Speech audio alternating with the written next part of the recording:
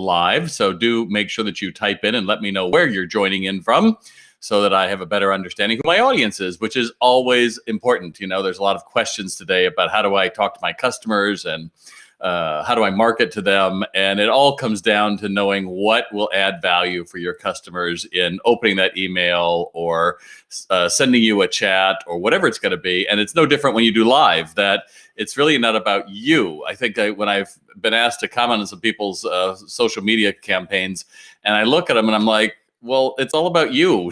I don't want it all to be about you. I want it really to be about me. What can you do to help me have a better day, to find something, et cetera? And so I encourage you all to think of the same thing. Although right now I will tell you I'm wearing a Robert Cavalli shirt, which I haven't worn for a while because I used to wear these kind of shirts when I go traveling. But when I'm not traveling, I decided, why the heck not? You know, live it up a little bit. So I wanted to talk this morning. I've been watching an awful lot of people who love to say, you know, 2021 is going to be an extension of 2020, where it's all got to be contactless payments, and we've got to look at more ways to deliver without people having to go in a store. And that's one way to look at it. My concern about that, though, is that the stores are the hub. Everything works off the hub. If you look at Target strategy and Walmart strategy, e-com does not take the place of it. In fact, the stores are the hub and e-com serves it. And I think that is the still right move for any retailer.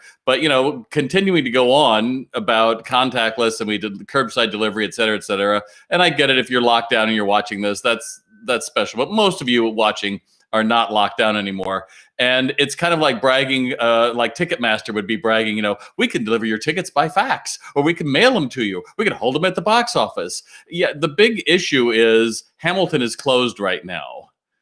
We've got to get Hamilton open. That's the point. And it's the same thing for you. Instead of going on and filling your social feeds with how, you know, you're hand delivering and you're shipping and all of this stuff, that's like Ticketmaster. What matters is the performance. What matters is increasing desire.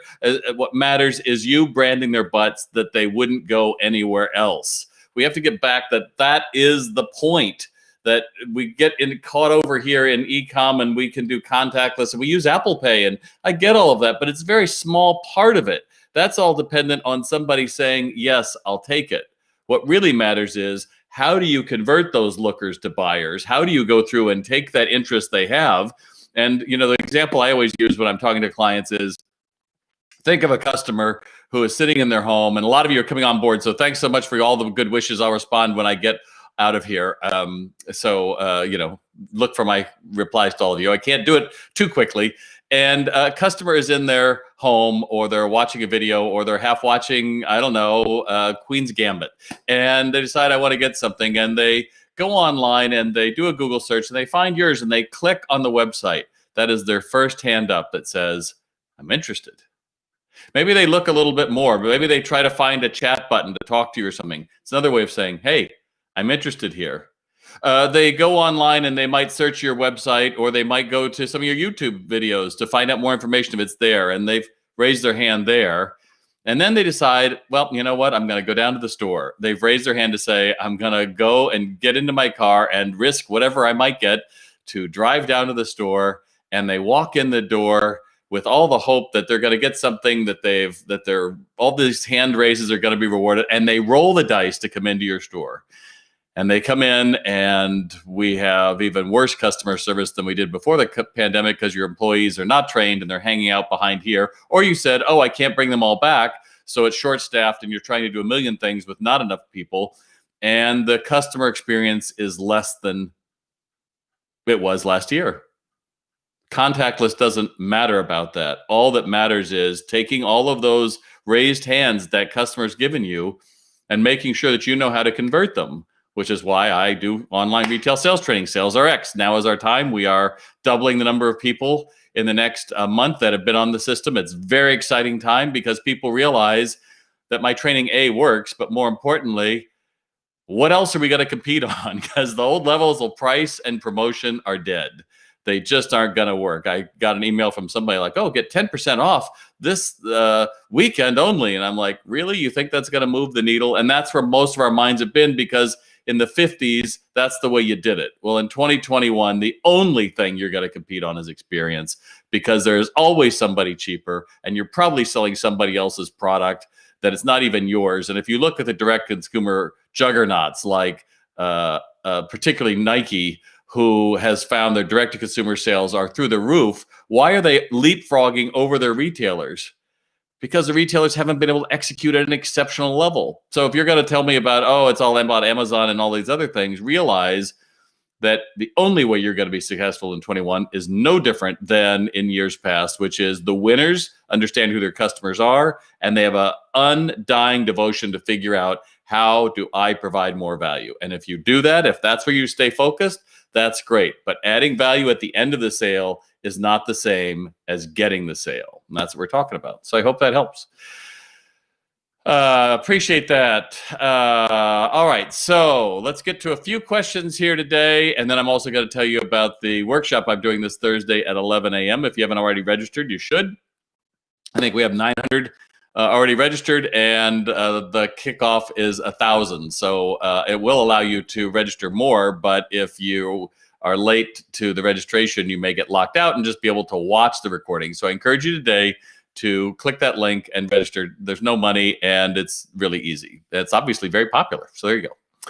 All right, first question. Is there a better way to get open rates on newsletters? So the thing I always say to you is take your newsletter, and instead of look at your last one, instead of looking at it through the prism of this is your newsletter, pick any retailer that you have visited. So maybe you're, I don't know, a clothing store, and you think, oh, if this was a pet store and this was the way that they were writing to me, would I take action?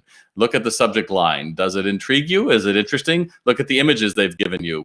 Look at the text. What is the value they've added to your experience by opening it? If you struggle, realize that's probably your customers are as well. So the first thing, open rates with newsletters, there are two parts. One, what's your history? Have you provided value? Do you go through and get people to actually get information that they can actually use? If not, then you're going to struggle. But number two is just the logistics of it. What are you putting in the subject line? I can tell you that from my own experience, the more that you can put their first name, and that's an autofill from any company you use. I use HubSpot. HubSpot has a free version, by the way, their CRM. I encourage you, I don't get paid for this, but I encourage you to sign up for it because they are a great source of data. But put their first name in. It's just a field. So John, whatever that is, find a way to put John in there. And then maybe you ask a question like, what can you do to have more energy? And if that's in the subject line, people are going to open that, like they're curious. Or maybe you're not going to ask a question. You're just going to state what you're going to give them. So how to refresh your wardrobe. Maybe you add a little bit, but not too much. And that's it. So you know what's going to be in that newsletter. So many newsletters that I get are subject from beigeitis. Yes, that's a word. I've made that up. Which is, open now to discover new savings. Our toast to the new year. What about me? That's what you want to be thinking about. So I hope that helps. How do I strategize to build my retail business when also faced with a new close competitor? Well, don't be afraid of them. I can't tell you how many times I do a business makeover and I'll say, who's your number one competitor? And they'll tell me, and I go, well, let's go visit them. Like, oh no, I couldn't go in there. It's like, well, don't wear your name tag maybe, but let's go visit them. And you go in and let's just meet them. But we get so filled up with, oh, I couldn't do that. Just get over yourself and introduce yourself to another competitor. There's things that they're going to have that you don't have, and there's going to be things that they don't have that you have. So why not just go through and build a relationship, and then afterwards filter your store from looking at theirs. So you'll see things that they did better, things you did better, and then understand that you're trying to find this balance. I can tell you it's great to have a competitor. That's how I built my first client. Was I picked a fight with Starbucks. There was a little coffee roaster, and we called them Ordinary, and I had this friendly competition. You look at Miracle on 34th Street, and the big rivalry was between Macy's and Gimbel's. They were within a block of each other, and they perfectly existed. So just because you have a competitor doesn't mean that it's going to be terrible, but the strategy should always be know what you know and then go through and do better. But just sitting in your store and being afraid of them or calling them out or anything isn't going to help you, right? So where should we be looking to find knowledgeable, affordable help? Well, I think, good employees are always your best chance because they tend to know other people that are good, right? So if you have good employees and they're showing up regularly and you like them and they're doing all the right things and they're exceeding goals, well, then ask them if they have anyone else that they know that might want more hours or be willing to make a change. That's always my number one, because good people usually know other good people. Number two is you can look at social media ads to that and just always say we're hiring, but don't get into we're looking for friendly, knowledgeable people who'll show up and have the right attitude. And it's like, don't give a laundry list in social media. Just put it out there and say, we're expanding, we're growing, and keep that positive energy behind it. But make no mistake, you have to train people to be knowledgeable. You have to train people to give an exceptional customer experience. And people who are trainable usually cost more. So this idea of affordable help, people who are trainable are not cheap. And cheap people who will work for nothing are usually going to say, there's not enough in it for me to stay motivated. Again, we are going to double the number of people in SalesRX in the next month or so, which is very exciting for the brand, very exciting for me. But it's not about me. It's about what they're trying to do, which is they've looked around and said, we can't compete on price and promotion anymore. The only way we can do it is if we give our employees more tools. And the trap so many retailers do is they hire someone who worked at a competitor or worked down the way or worked in retail and say, oh, I don't have to do all the training. You still have to do all the training. And if you don't think you have to do all the training, then it doesn't matter how many people you get in there. You're probably just going to end up with a bunch of leftovers that don't know what you expect because you don't know what you expect. You're trying to take the easy way, and I can guarantee you there is no easy way when it comes to crafting an exceptional customer experience. It takes work, and it takes an awful lot. And if you're interested in learning more about what that takes and the 7 mistakes most retailers are going to make in 2021 and 4 actionable things any retailer should be taking in 2021, then you should sign up for their workshop this Thursday at 11 a.m. The link in the description is up above. You can click that and find it. And you can join me for about 30 minutes when I'm going to give you some of my best ideas for that. So I hope that helps. How do I know when I'm ready to add a second location? I always say you've got to know your numbers, you've got to know demand, and you have to know your customers. I know that there's a lot of people here who join me every week, and I see all your names down there. So thanks very much, Joanne and Stace and Arif and several of you, Heidi. There's a lot of you down there, John. A lot of you have joined in, and I appreciate that. And you know your numbers, and so I could ask you, excuse me, I could ask you, who's your customer, and you could pretty much tell me, oh, they're this and this, and I could say, who isn't your customer? You could say, oh, this and this. So many brands are struggling, and they don't really know how to add that second location because they don't really know who their customer is. It's like, well, we'll just open it and build it and they will come. That doesn't work. And in retail, a generalist isn't profitable. A niche really is. When you can chunk it down and say, we're going to hire people like this. This is our guy or girl. This is what's important to them. This is the cars they drive. This is the zip codes they live in. This is how much they make. This is how many times we see them a year. And because you know that, then you go and look at that second location and say, what are the demographics here? The other thing to just know is you really don't want to go beyond 20 minutes for a second location, because if you have people that you need to move from one to another, it's just easier. Yeah, because you can open a store an hour away and it feels good. The chances you really don't know those people and don't know that brand. And so it's going to be a much harder thing. I used to be in the coffee franchise business and built it from a little, we were the coffee house on Showtime's Weeds with Mary Louise Parker. It's a grind. And we sold franchises, and we were based in Los Angeles, and we opened ones in faraway states where we didn't have the supply chain or the brand name or any other synergy. And it was really hard to build a brand and be that outpost. And it's the same for you in a second location. Just understand you can open a second location, but you can't be 2 places at once. And you're going to have to pay for a manager who can be like you, and that's going to cost you. So the numbers, you really have to know your numbers. I hope that helps. And another quick plug is our SalesRX Print. We only do 4 a year. Our next one's January the 15th. You can sign up for just $1 to hold your place right now. The link will be in that description up above, and you'll be actually signing up for a regular monthly SalesRX subscription, which starts at $195 a month plus a $195 setup fee. And you'll have me and our head of customer experience, Linda, who will walk you through and hold you accountable and add to the information that's already in SalesRX to get your team ready to go so that you have the best possible experience. You know what's missing in this offer? I am not giving money off.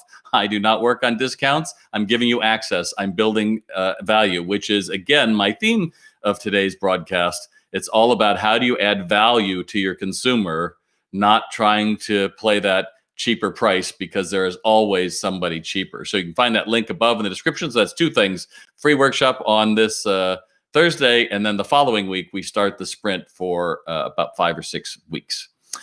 At least 12 of our like clockwork regular VIP holiday shopper customers didn't shop with us this year, although we did reach out to tempt them. It skewed our numbers for holiday sales. How do I get them back, let them go, or recalibrate? That's not the easiest question when you say you reached out to tempt them. If they were your regular VIP holiday customers, I would always say, why don't you just pick up the phone and call them and say, hi, Jane or Tom or whatever. We just came out of December, and a lot of people who we normally see, we didn't see. And I just wanted to see if there's anything that we might have done that might have impacted your ability to shop with us, and just shut up and let them talk and just have that dialogue. It's really that simple.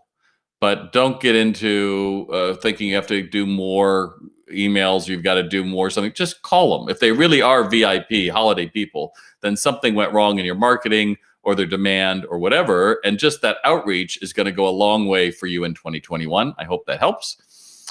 How to contact, and I'll look at some of your questions here in a minute. This is my last question here. How to contact your customers during lockdown to have them want to make a purchase. So again, you've got to dig into your data, filter them by the last time seen, filter them by your lifetime value. If you've got a sophisticated POS system, if you don't, this is the time to buy one, because that's the reason it gets easier when you know your data. That's my big point that most retailers miss, is you have so many tools in the data you already collect. And then make sure that you understand what you're doing, with your customers. Ask a question and send out a personal email. If you're really in lockdown, your employees you're probably paying for them, or another new stimulus you're going to be able to. Then have them sit down, give them 50 contacts to contact a day, and send a personal email with something you know about them. If you've been using SalesRX, you would know to include a window of contact in that as well, so that you can go through and make it personal. But the whole idea, you're telling you contact your customers during lockdown, is be personal, be available, and most importantly, add value. So I hope that helps. And again, make sure you register now for that workshop. We're up to 900, and it closes at only have the capacity for about 1,000. I'm going to take a quick look to see if there's any questions here that I can answer. My goodness, you guys are all jumping in with all kinds of them, so I appreciate that. That's all great. Let's see. Happy New Year. We got a lot of Happy New Years. So I appreciate that. Well,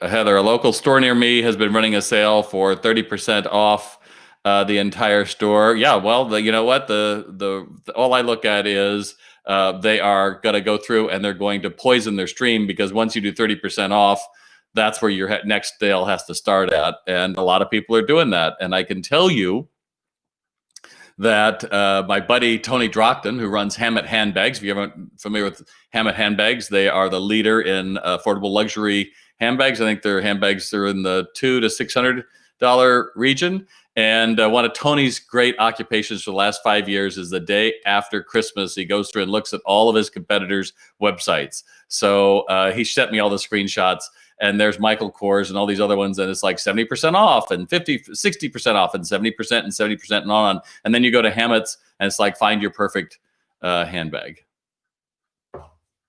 Either you believe in the product or you don't. And I'm telling you that with this, When I was first starting out in retail, 10% off was, the great mountain. And then even during my lifetime, and when I was in stores, it was 20% off. And now people are routinely starting at 50.